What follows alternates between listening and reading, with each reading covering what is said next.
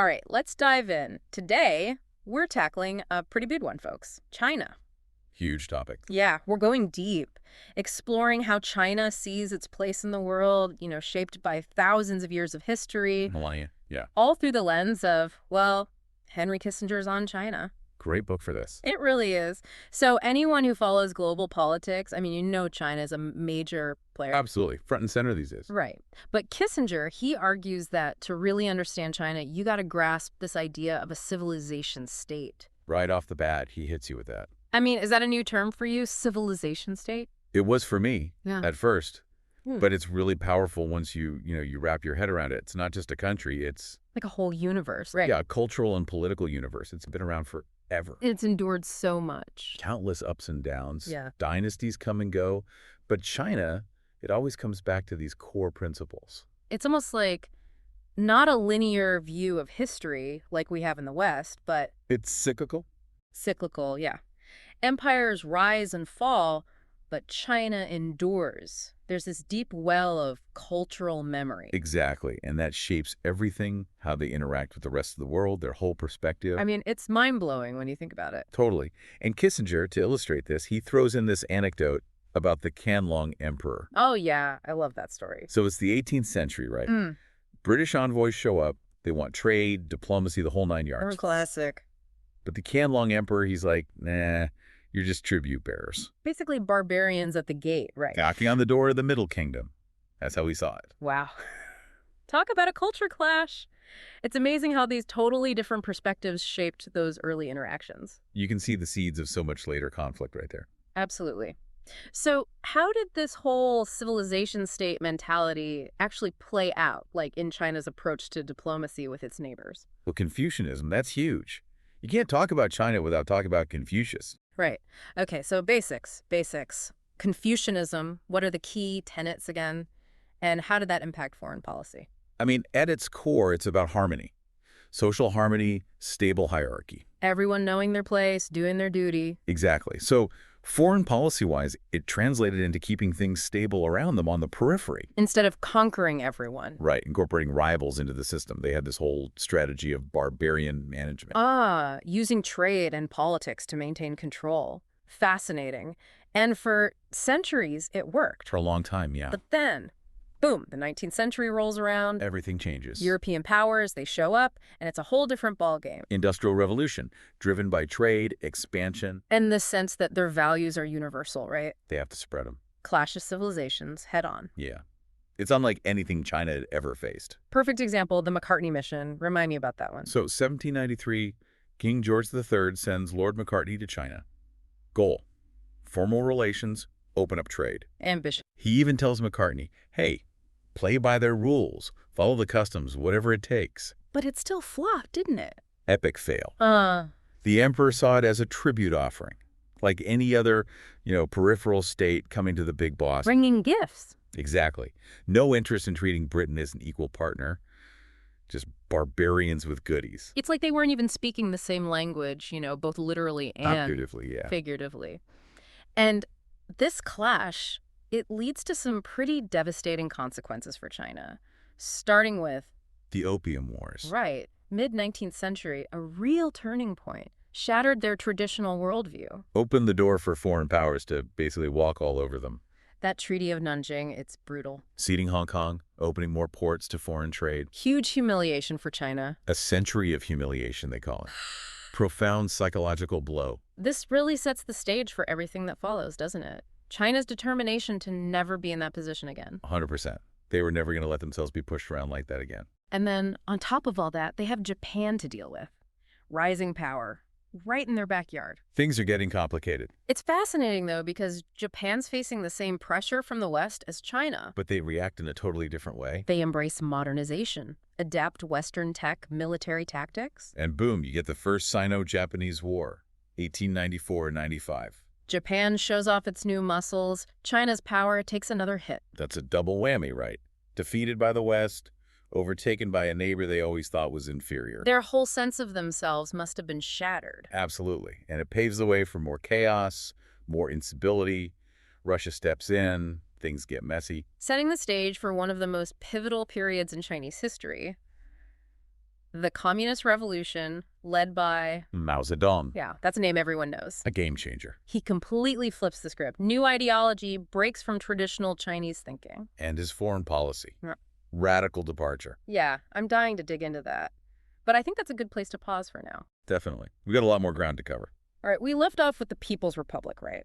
Mao's in charge, and the Cold War is in full swing. A whole new era.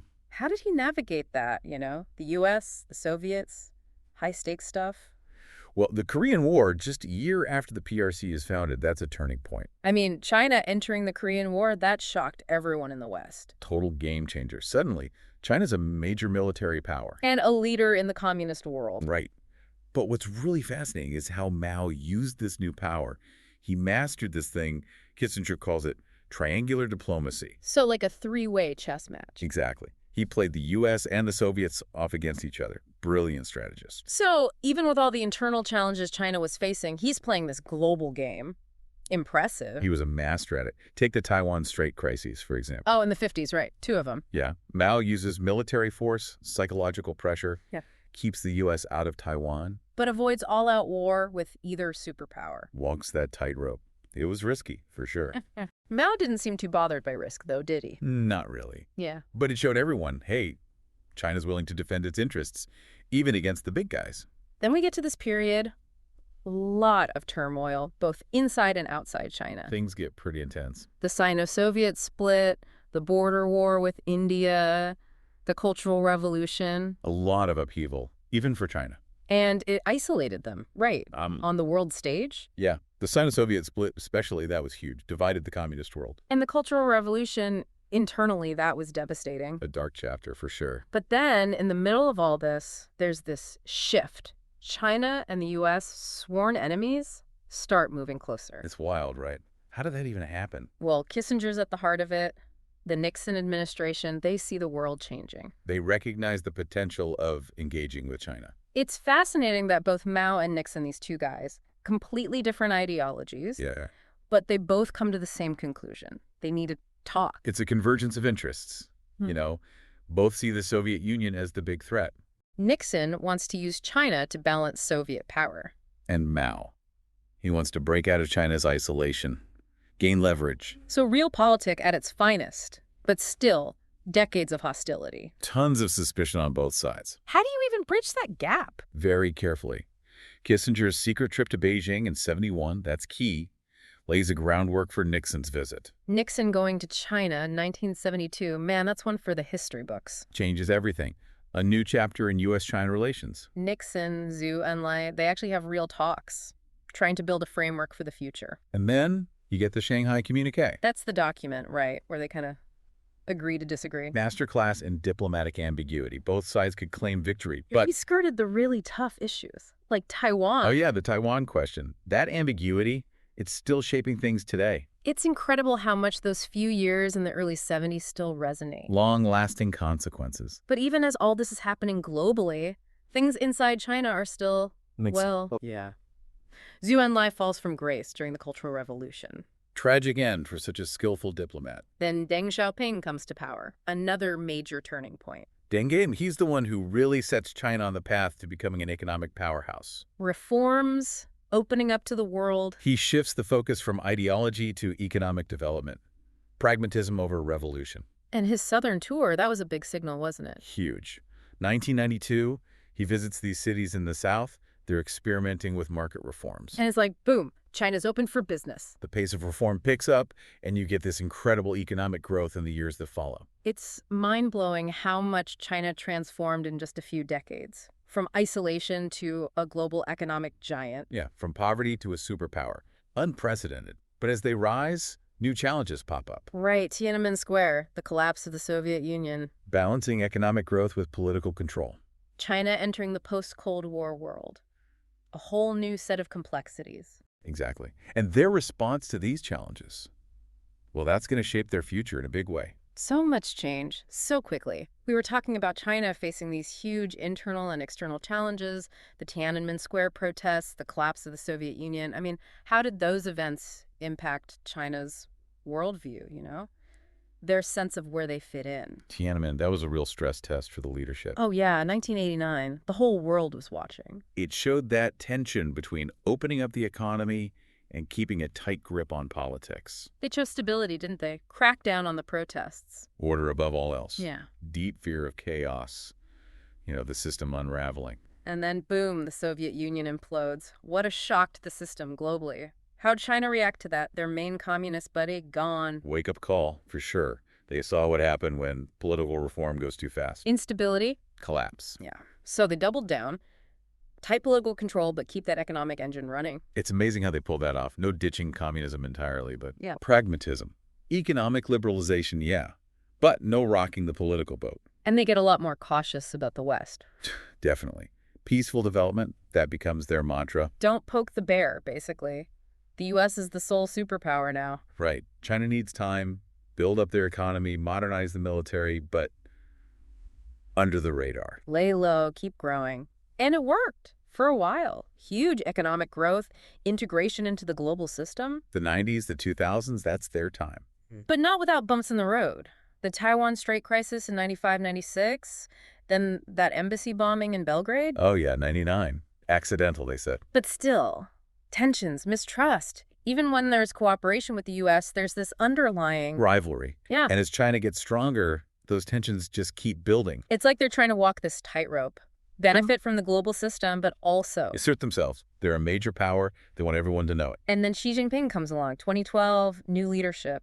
Things feel different. Much more assertive, yeah. Challenging the U.S.-led order, no more tiptoeing around. This is the China we see in the headlines today, right? South China Sea, the Belt and Road. Military modernization, big time. Xi's vision, it's like, China's back, baby, reclaiming their rightful place. And that's causing friction, obviously, with the U.S., with their neighbors, worries about conflict even. So where does this all end up? This deep dive, all this history, it's fascinating, but What does it mean for the future? yeah, what's the takeaway? Kissinger. He argues that China's path is shaped by this unique worldview, centuries in the making. Their experiences, their ambitions. He talks about coevolution, China and the U.S. finding a way to coexist, avoid a clash. Can they pull it off? That's the big question. It'll take serious diplomacy, compromises on both sides. And recognizing that a fight between them, disaster for everyone. Exactly. Kissinger doesn't give us a clear answer, though. It's up to us to figure out if this partnership, is it even possible? It's a question we all have to grapple with. Our generation, the next generation. One thing that really stuck with me from the book is just how deeply history matters to the Chinese. It's not just about today's headlines, it's Centuries of context. Oh. The West, to them, it's just this blip on the radar, Yeah. They've been around forever. You mentioned that their leaders think in terms of decades, centuries. We're over here worried about the next election cycle. Totally different mindset. And we can't forget about face. It's huge in Chinese culture. Saving face, avoiding humiliation. Yeah, any perceived disrespect, that's a problem.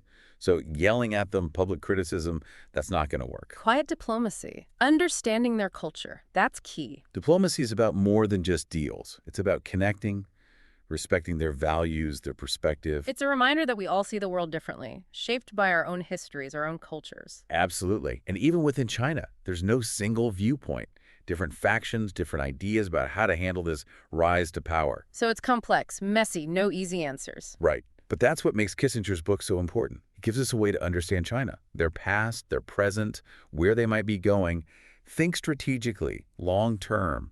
See things from their side. It's been an incredible journey, this deep dive. So much to think about. I agree.